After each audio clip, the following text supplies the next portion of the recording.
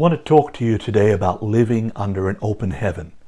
Isaiah chapter 64 and verse 1 says, "Oh, that you would rend the heavens, that you would come down."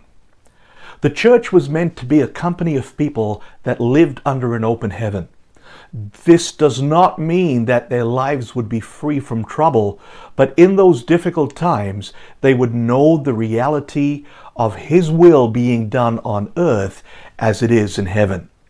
What would happen if God chose to manifest Himself in our lives? The prophet says we will see and experience awesome things that were unexpected. Too often we ask and seek for things that are based more on personal desire than on God's will. But under an open heaven is where God wants to show Himself to His creation. A connection is made between heaven and earth, and the power and the glory, the manifest presence of God is experienced. In Revelation chapter 4, John saw an open heaven.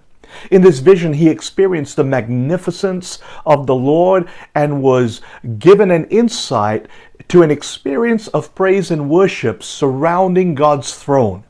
It was so profound, it caused all sense of position and reward to fail when compared to being in His presence.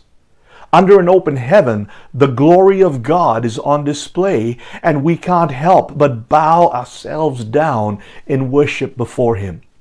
I believe the heavens were open when Jesus came to the earth 2,000 years ago.